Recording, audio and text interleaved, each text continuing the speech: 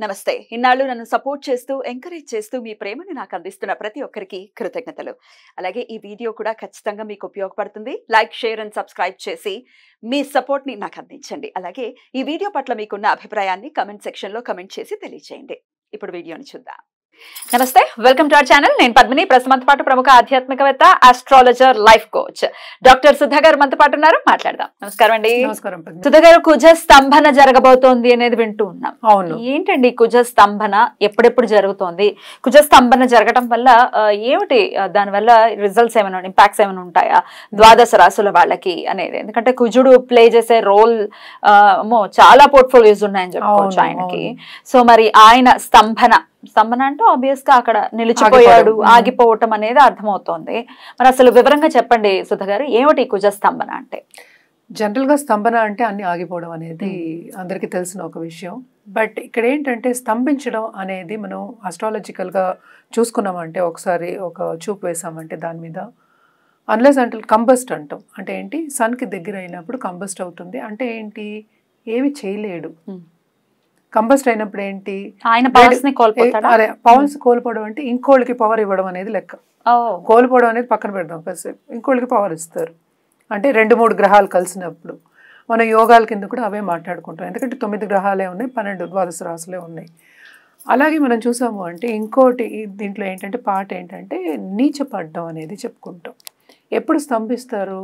అసలు ఎవరైనా డిప్రెషన్లో ఉన్నప్పుడు స్తంభించిపోతారు. ఇప్పుడు ఈజీగా అర్థం అవ్వాలి అంటే, సో కుజుడికి మనకు పోర్ట్ఫోలియో అంటే ఏంటి, బేసిక్గా ఏంటంటే అగ్రెసివ్నెస్, అంటే ఏంటంటే వేగం, దూకుడు చెప్పచ్చు. సో ఈ దూకడం అనేది తగ్గుతుంది.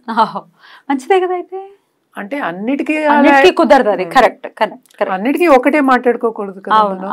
సో దేనికి మనకి అగ్రెసివ్నెస్, ముందుకెళ్ళడం అనేది అంటే ఏంటి, అవన్నీ ఎందుకు ఉండాలి, అసలు మనం ముందుకు సాగాలి లైఫ్లో అన్నప్పుడు, ఒక గోల్ని మనం అనుకున్నప్పుడు నేను కూర్చుంటానంటే ఇలాగా, స్తంభించాను అంటే ఇలాగా అవ్వకూడదు కదా అట్లాగా. సో తప్పక అగ్రెసివ్నెస్, అలాగే ఆ ఎనర్జీ, ఆ రెడ్ ఎనర్జీ అంటాం. సో మార్స్ ఇచ్చేది ఆ రెడ్ ఎనర్జీ. ఆ ఎనర్జీ అనేది మనకి తప్పక కావాలి. సో ఇది బేసిక్గా బ్యాక్గ్రౌండ్. బట్ ఏంటంటే ఇక్కడ ఏమవుతోంది, అక్టోబర్ 20కి మనకి అందరికీ తెలిసిన విషయం, కర్కాటకంలో ఆయన నీచిపడతారు. సో అక్టోబర్ ఎండ్కి ఆయనేమో కర్కాటకానికి వస్తున్నారు. సో కర్కాటకానికి వచ్చినా కూడా ఆయన ఏంటంటే సింహానికి వెళ్ళలేదు. సింహానికి వెళ్ళేది నెక్స్ట్ ఇయర్. సో అన్ని రోజులు ఆల్మోస్ట్ 6 months అనుకుందాం కాసేపు. ఇది కూడా ముందుకు రావట్లే. ఆయన అక్కడే రిట్రోగ్రేడ్ అవుతాడు. రిట్రోగ్రేడ్ అయ్యి మళ్ళా మిథునానికి వెళ్తున్నారు. మిథునానికి వెళ్ళి మళ్ళా డైరెక్ట్ అయ్యి మళ్ళీ వస్తున్నారు. ఇదంతా ఎప్పుడు జరుగుతోంది, జనవరిలో జరుగుతోంది. అంటే ఏంటి, మనకి అక్టోబరు, మళ్ళీ తర్వాత మనం తీసుకున్నాం 45 days ఉంటారు. సో మళ్ళీ డిసెంబర్, జాన్ అంటే కిందకి రావడం, మళ్ళీ పైకి వెళ్ళడం, టచ్ అవుతుంది. అందుకని స్తంభన అనేది ఎప్పుడవుతుంది మనకి, ఈ పీరియడ్లో. ఏ పీరియడ్లో అవుతుంది, కర్కాటకంలో ఉన్నప్పుడు ఎక్కువ అంటాం మనం. కానీ అక్కడక్కడ రిట్రోగ్రైడ్ అయి తిరుగుతున్నారు కనుక ఆయన పాజిటివ్ రిజల్ట్స్ ఇవ్వడం అనేది తక్కువ అవుతుంది. ఆయన పోర్ట్ఫోలియోస్ నువ్వు అన్నట్టు పెద్ద లార్జ్ పోర్ట్ఫోలియోస్ ఉన్నాయి. ఇప్పుడు మిలిటరీలో ఉండి నేను యుద్ధం చేయనంటే ఎట్లా, నువ్వు కమాండర్గా ఉన్నావు, చేయాల్సిందే అవసరం అయితే కదా, అవసరం అదే, అసలు అవసరం అదే కదా మరి. So you have to be prepared. ప్రిపరేషనే లేకుండా నేను కూర్చుంటాను అంటే అది స్తంభించిపోవడం. ఓకే, ఇప్పుడు అంతే కదా. ఇప్పుడు సంకల్పం చేసుకున్నావు, నాకు అది కావాలనుకున్నావు అంటే నువ్వు కూర్చుంటే నీ దగ్గరికి వస్తుందా? రాదు. ప్రయత్నించాలి. ప్రయత్నం అనేదాన్ని ఏంటి, మనం ఎందుకు పాజిటివ్గా చేయాలి, పూజలు చేయాలి, లేకపోతే ఒక గ్రహానికి ఏమో జపాలు చేయాలి అంటున్నాం. ఇట్ ఈస్ బికాస్ ఆ దారి చూపించడానికి మనం చెప్తున్నాం. అందుకని నువ్వు కూర్చుంటావు, నువ్వు జపాలు చేసి నేను కూర్చుంటే నాకు రాదు. కరెక్ట్, అంతే కదా. కరెక్ట్. సో ఇవన్నీ అయినప్పుడు స్తంభించిపోవడం అనేది కొంచెం డిఫికల్ట్ అయిన ఒక పీరియడ్. అందుకోసం తప్పక పరిహారాలు చేయడం అనేది ఎక్స్ట్రీమ్లీ ఇంపార్టెంట్. అది మాట్లాడుకుందాం. బట్ జనరల్గా చూసాము అంటే మార్స్ స్తంభించిపోయిన, మార్స్ ఒక కుజుడు ఏదైనా ఒక బ్యాడ్ పొజిషన్లో ఉన్నా, లేకపోతే నీచ స్థితిలో ఉన్న, దాంపత్య జీవితం అంటే మంగళకారకుడు మనకి తెలుసు. మంగళంగా ఉండాలి అంటే ఒక లెట్సే ఒక లేడీ కానీ ఒక పెళ్ళైన వాళ్ళకి మంగళకరంగా ఉండాలి అంటే అన్యోన్యంగా ఉండాలి, అంతే కదా. సో అన్యోన్యత అనేది కూడా తగ్గుతుంది స్తంభించిపోయినప్పుడు. ధైర్యం తగ్గుతుంది, అలాగే ఏదైనా అసెర్టివ్నెస్ అంటాం, అంటే ఏంటి, నేను చేయగలను అనే సెల్ఫ్ కాన్ఫిడెన్స్ తగ్గుతుంది. ఇవన్నీ కొన్ని ప్రాబ్లమ్స్ ఉంటాయి కనుక స్తంభించిపోవడం మీద అంత దృష్టి పెడుతున్నాం మనం. సో ఇవన్నీ ఏంటంటే ద్వాదశ రాశుల వారికి డిఫరెంట్గా ఉంటుంది. మనం మాట్లాడుకునేది ఏంటంటే గోచారమే, అది ఒక 6 నెలలకి.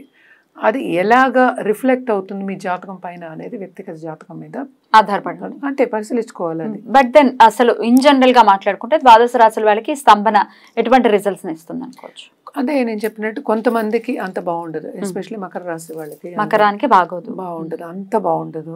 అలాగే కర్కాటకానికి అంత బాగుండదు. అలాగే మనం జూపిటర్ బాగుంది అనుకున్నాం, బ్యాలెన్స్ అయిపోతుంది. అలాగే మనం ఏంటంటే మిథునానికి అంత బాగుండదు, ఎందుకంటే 2 సార్లు 3 సార్లు ఏళ్ళు వస్తుంది. అండ్ ఆల్సో మోస్ట్ ఇంపార్టెంట్ సింహానికి, సింహాన్ నుంచి 12 ఇంట్లో కదా, 12, 11, మరి 11 ఇంట్లో అస్తమాలు రిట్రోగ్రేడ్ అవుతాయి, అంత బాగుండదు కదా మరి. సో ఈ రాశుల వారికి అంత బాగుండదు. అలాగే మనం చూసామంటే వృశ్చికంకి అలాగే మేషానికి అధిపతి ఆయన నీచపడితే ఇబ్బంది కదా.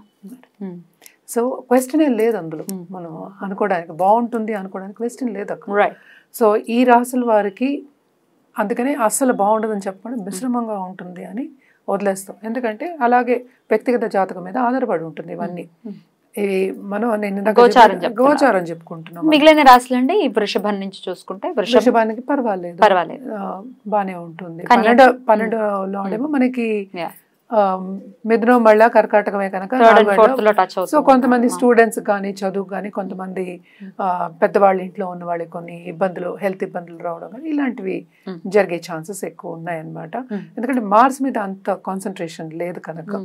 సో అంత ఇది లేదు కనుక 12th లార్డ్ కిందే కదా వస్తారు కనుక, అండ్ 7th లార్డ్ వస్తారు కనుక కొన్ని ఇబ్బందులు అనేవి తప్పవు. అది ఆల్రెడీ మన దాంపత్య జీవితం చెప్పుకున్నారు. అదే మంగళకరం కదా, మంగళని చూడకుండా మనం అసలు పొంతనే చేయం కదా, మ్యారేజ్ పొంతనే అవ్వదు. అదొకటి. రైట్. ఇక కన్యకండి, కన్యకు కూడా టు అ సర్టన్ ఎక్స్టెంట్ బాగానే ఉంటుంది, ఎందుకంటే అక్కడే జరుగుతోంది కనుక. అదే రాశిలో అంటే ఏంటంటే మనకి మిథునం, అలాగే మనకి 11th హౌస్ అండ్ 10th హౌస్లో జరుగుతుంది కనుక కొన్ని ఇబ్బందులు రావచ్చు, కానీ అంత బాగుండదు అని చెప్పడానికి లేదనమాట. తుల సెకండ్ లార్డ్ ఏమో మనకి ఏంటి 9th లోకి, 9th మరి 10th. So to a certain extent అక్కడ ఓకే అని చెప్పుకోవచ్చు అనమాట. బట్ దెన్ రైట్, ధనుర్కి కొన్ని ప్రాబ్లమ్, ధనుసు రాశికి మకరానికి కొన్ని ప్రాబ్లమ్స్ ఉంటాయి. అంటే మనం మాట్లాడేది ఒక గ్రహం గురించి. సో అలాగే మనం మాట్లాడేది కుంభం ఇంకా మీనమే. సో సెకండ్ లార్డ్ ఆయన మళ్ళీ ఏమో 4th లో పడుతున్నాడు, 5th లో పడుతున్నాడు, అటు ఇటు వెళ్తున్నాడు కనుక కొన్ని పిల్లల దగ్గర, ఇప్పుడు సపోజ్ పిల్లలు కావాలి అనుకున్నవాడు చాలా మంది ఇప్పుడు చేసుకుంటున్నారు, ఏంటంటే బయటకు వెళ్ళి చేసుకోవడం న్యాచురల్గా తక్కువ మంది, అంటే వెయిటింగ్ పీరియడ్ అనేది కొంచెం కట్ చేద్దామని. సో ఇలాంటి ఇబ్బందులు కొన్నిసార్లు డాక్టర్ దగ్గరికి వెళ్ళడం, హెల్త్ ఇష్యూస్ రావడం, ఇలాంటివి ప్రాపర్టీ ఇష్యూస్ రావడం, ఇలాంటివన్నీ కొంచెం చిన్న చిన్న ప్రాబ్లమ్స్ ఉంటాయి. సంపద దగ్గర ప్రాబ్లమ్స్ రావడం, కుటుంబ పరంగా ప్రాబ్లమ్స్ రావడం, హెల్త్ ఇష్యూస్, అది మనకే అవ్వచ్చు, లేకపోతే మనతో పాటు ఉన్న కుటుంబ సభ్యులకి అవ్వచ్చు, అలాగే ఎక్స్టెండెడ్ ఫ్యామిలీకి కూడా అవ్వచ్చు. వ్యక్తిగత జాతకం మీద ఆధారపడి ఉంటుంది. సో ఇవన్నీ కూడా ఇట్లాంటి రిజల్ట్స్ ఇస్తుంది కాబట్టి అందరూ కూడా చేసుకోవాల్సినటువంటి పరిహారం ఒకటి చెప్పేసేయండి. అదే ట్యూస్డే రోజు తప్పక దుర్గాదేవికి పూజ చేయడం, ఎస్పెషల్లీ ఎర్ర పువ్వులతో పూజ చేయడం. అలాగే ఏంటంటే మనకి దుర్గా చాలీసా చదువుకోవడం వెరీ వెరీ ఇంపార్టెంట్. కుజ జపం చేసుకోవడం, నవగ్రహ స్తోత్రం అనేది ఎవరైనా చదువుకోవచ్చు, తప్పక చదువుకోండి ఎవ్రీడే. నిత్యం పూజ చేసుకోవడం అనేది, నిత్యం దుర్గాదేవికి పూజ చేస్తాను. నేను ట్యూస్డే చెప్పాను శక్తి రూపం, ఎందుకంటే ఎప్పటికైనా కుజుడికి మనం 2 చెప్తాం, సుబ్రహ్మణ్య స్వామి చెప్తాము, కార్తికేయ చెప్తాం, అలాగే మన దుర్గాదేవి చెప్తాం. ఏదైనా ఎందుకంటే దుర్గాదేవి ఎందుకు చెప్తే ఉగ్ర రూపాలు మనం చెప్పినప్పుడు మనకి తొందరగా పనులు అవుతాయి. ఉగ్రానికి ఉన్న స్పీడ్ దేనికి లేదు.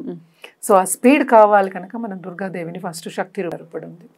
చాలా బ్యూటిఫుల్ గా ఎక్స్ప్లెయిన్ చేశారండి. డెఫినెట్ గా కుజుడి యొక్క అనుగ్రహం పొందాలి అని అంటే దేవి అనుగ్రహాన్ని ఫస్ట్ పొందాలి అని చెప్తున్నారు కాబట్టి అమ్మవారి ఆరాధన చేసుకుంటూ ఈ ఇంచుమించు 6 నెలల పాటు 6 నెలలు 5 నెలలు ఉంది కాబట్టి ఈ పీరియడ్ అంతా కూడా చాలా పాజిటివ్ గా పీస్ఫుల్ గా వెళ్ళాలి ప్రతి ఒక్కరికని మనస్ఫూర్తిగా కోరుకుంటూ కృతజ్ఞతలండి. నమస్తే.